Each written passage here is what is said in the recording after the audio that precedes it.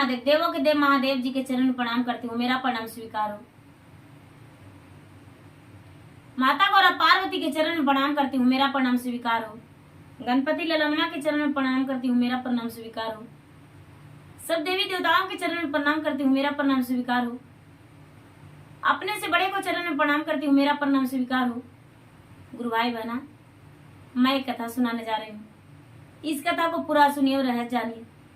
आदि नहीं, आदि सुनने में शिव गुरु का अपमान होती है और पूरा सुनने में ज्ञान, इसलिए कथा को पूरा सुनिए और रहस्य जानिए। हर हर महादेव, घर घर महादेव। गुरु भाई बहना, एक नाग एक नागिन था। नाग जो था भगवान के तपस्या में रहता था, हजारों वर्ष तपस्या किया अपना पोछ पर खड़ा होके। भगवान से यही विनती करता था कि हे महादेव,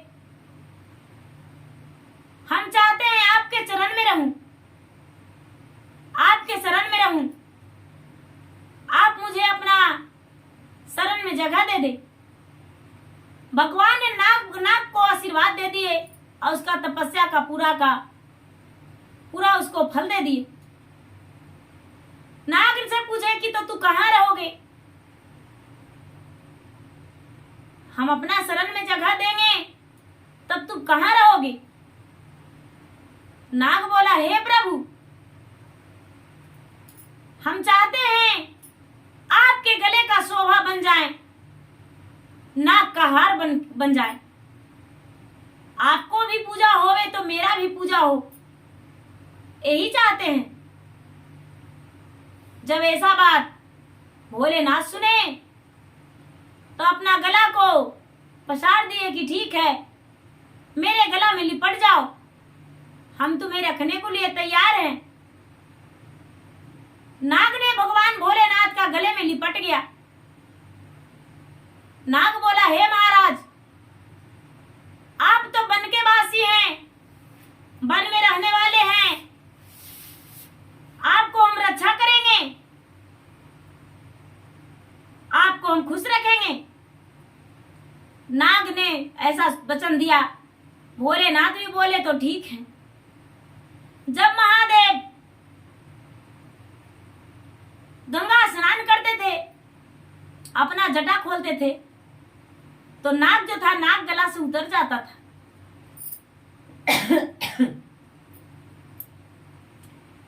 नाग गला से उतर जाता था, अपने नागिन के पास चला जाता था। नागिन कहती थी, रोती थी, बिलटती थी कि हे महाराज, आपने मुझे छोड़ दिए और आप महादेव का गला में बैठ गए। नहीं महाराज, महादेव का गला में तो पहले से नाग था, लेकिन आप क्यों रहे हैं, आपको नहीं रहना होगा। ये जो नागिन थी, नागिन अपने पति को बहुत विनती की। विनती करते करते महादेव अपना स्नान करके पूजा पाठ ध्यान सब कुछ कर लिए। उनका जो गला में नाग पड़ा हुआ था वो पड़ा रह गया। ये जो नाग था, नाग बिलट के आ गया अपना पत्नी के पास, नागिन के पास। जब नागिन के पास आया तो नागिन बोली, हे नागदेव, एक दिन मेरे पास समय दे दीजिए, हम आपके साथ बिताना चाहते हैं दिन। नागदेव बोले ठीक है। जब नाग और नागिन दोनों घूम रहे थे जंगल में, तो जोरों का बारिश होने लगा। तो गुरु भाई बहना, बारिश जो है नाग और नागिन के लिए जहर के समान होता है। नाग और नागिन जो है जहर के समान उनके लिए बारिश है। वो एक झाड़ी में जाकर पेड़ पे दुबक गए दोनों। जब पेड़ पे दुबक गए, पेड़ के नीचे झाड़ी में पत्थर के में छुप गए, तो एक गौ चरवाहा था जो गौ चरा रहा था। गौ चरा रहा था तो उसे जब बारिश होने लगा तो उसी झाड़ी में वो गौ चरवाहा छुप गया। उन्होंने देखा कि अरे, इस झाड़ी में तो एक बहुत बड़ा विषैला नाग है, ये तो मुझे डांस लेगा। और डांस लगा तो हम मर जाएंगे, क्यों ना इसे मार दे। इन्होंने क्या किया कि मार दिया, जो ग्वाला था ग्वाला नाग को मार दिया। नागिन विधवा हो गई, अपने पति को देखी कि अरे मेरा पति इस दुनिया से चल गए बसे, रोने लगी, चिल्लाने लगी, भोलेनाथ के मंदिर गई, हे महाराज मेरे पति को आपने ही मरवा दिए। महाराज भोलेनाथ कहने लगे तूने तो अपना वचन से बद्ध हो चुकी हो, तूने अपने पति को वापस बुला ली हो, इसमें मेरा कोई गलती नहीं, मेरा कोई कसूर नहीं। यदि मेरे पास उन्होंने रहता तो उससे कुछ नहीं होता, लेकिन तूने तो उसे बुलाई हो।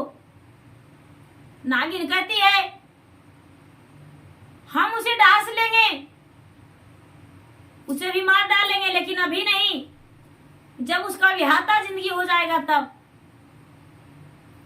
भोलेनाथ ने कहने लगे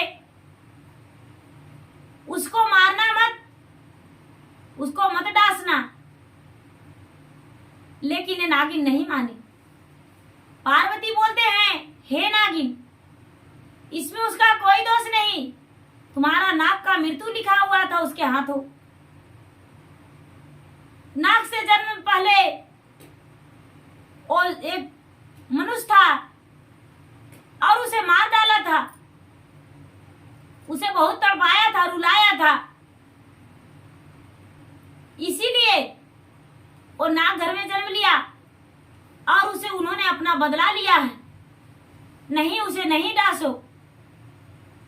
नागिन कहती है वो विधवा नागिन चाहे तो जो हो, लेकिन उसे बिना डांसे हम नहीं रहेंगे। गुरु भाई बहना वो प्रतिदिन उसके घर जाती थी और घर जाकर पता करती थी कि उसका विवाह हो रहा है भी या नहीं, लेकिन उसके माता पिता ने रिश्ता पक्की कर चुके थे। ग्वाला का कोई पता नहीं था। जो ग्वालिन आने वाली थी वो भगवान भोलेनाथ के भक्त थी। उसको जो कल में होने वाला था, होने से पहले आगे पीछे 1 वर्ष आगे पीछे जानती थी। उसे पता था कि मेरे पति ने एक नाग का मार डाले हैं और वो बदला लेगी। जब दोनों सुहाग रात में गए तो नागिन जो थी, नागिन गरजती हुई गई और डांसने का कोशिश की, लेकिन अपना सेज पे सोए हुए थे दोनों, नागिन नहीं डांसी। ये लड़की जो थी, जो देख रही थी सारी बतिया, सारी बात देख रही थी कि नागिन आई है। नागिन से विनती करती है कबने जल मारे बहिनी अतोरे दोसा माना माहो। अरे कवने करन में पियवा दासवजी, गोड़ तोरा परियोरे बहिनी आहत तोरा जोड़ियो रे। अरे पियवा डासाले कौने कारण रे। ये नागिन कहती है हमरो जे पति रे मोरो जिंदगी सीने ही आहो। झारी रे जंगलवा मारे तोर पति, पति के बादलवा रे बहिनी अले वही जरूरी आहो। मांग के सिंदूरवा मिटी गाइल। ये नागिन कहती है बहन मेरा मांग का सिंदूर मिट गया, हम पक्का बदला लेंगे। ये लड़की कहती है तोरो के हवाए बहिनी 5 गो पुतरावा। अरे कनी शनिया होवे देहू। नागिन को लौटा दी। नागिन लौट गई। सवेरा हुआ ही भगवान के मंदिर गई। मंदिर जाके कहने लगी, हे भगवान, क्या हम सच्चे भक्त आपका नहीं है जो मेरे पति इस दुनिया से चले जाएंगे? नागिन डांस लेगी। यदि नागिन डांस लेगी तो आपके शिवलिंग के ऊपर अपना सिर पीट पीट के अपना प्राण दे देंगे। हम आपके शिवलिंग के ऊपर सिर पीट कर प्राण दे देंगे, और नहीं तो मेरा सिंदूर का अमर करना होगा। जब ऐसा बात बोले तो महादेव कुछ नहीं बोले, कोई जवाब नहीं दिए। बेचारी पूजा पाठ करके लौट आई। जब 7वां दिन बीता तो इसका पति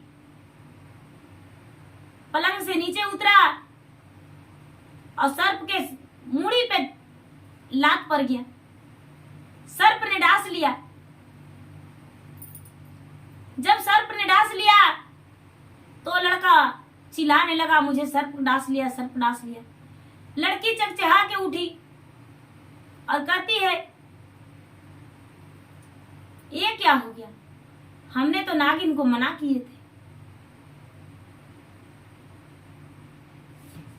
मांग के सिंदूर वारे नागिन अकैलू उदासिया हो।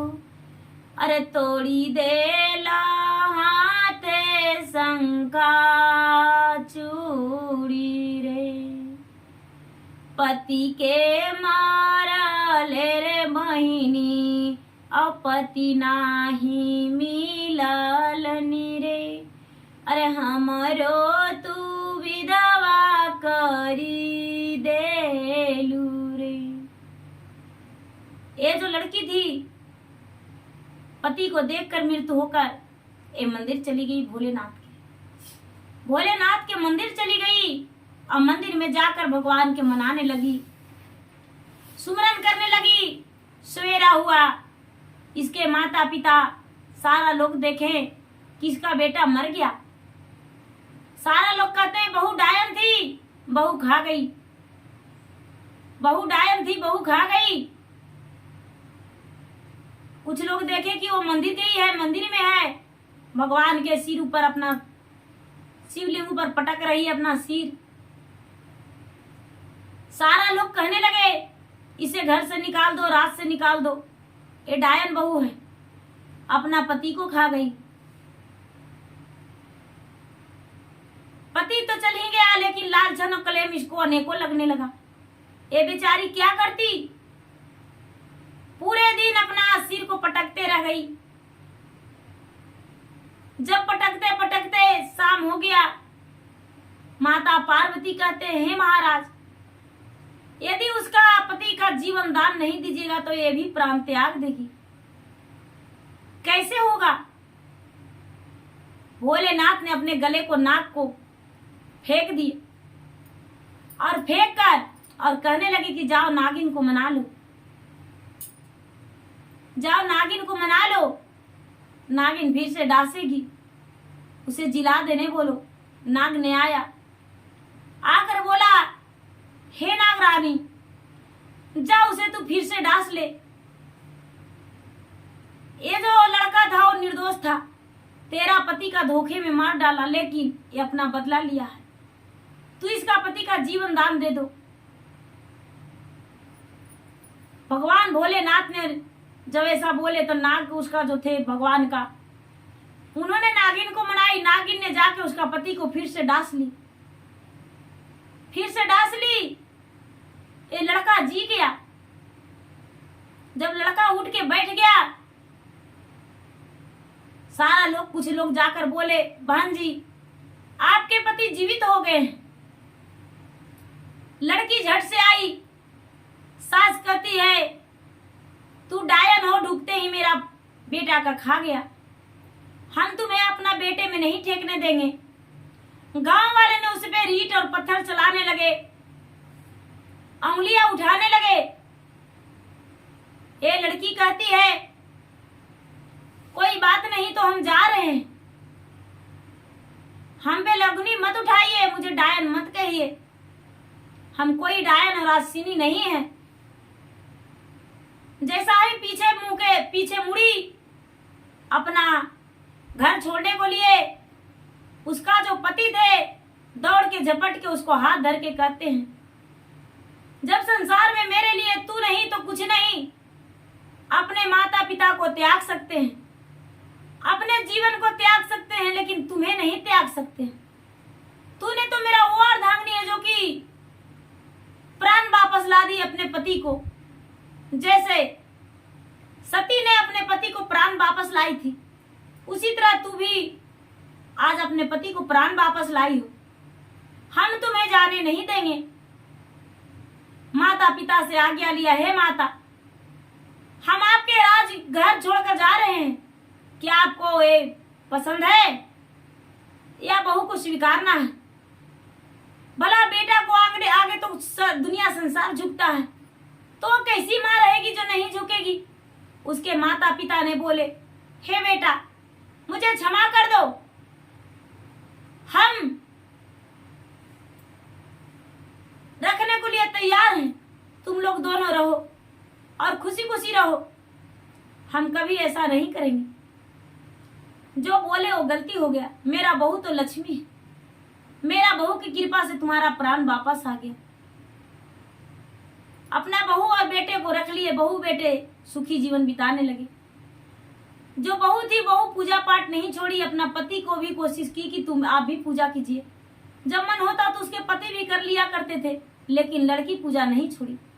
तो गुरु भाई बहना, जो पूजा करते हैं वो अंधा नहीं होते हैं, पूजा करते हैं वो बढ़िया नहीं होते हैं। लोग क्लेम उसे बहुत लगाते हैं, लेकिन सह के जो बेड़ा पार कर लेते हैं वो अमर हो जाते हैं। तो गुरु भाई बहना, मेरा वीडियो अच्छा लगे तो इसे लाइक कीजिए, शेयर कीजिए, सब्सक्राइब कीजिए। धन्यवाद। हर हर महादेव, घर घर महादेव।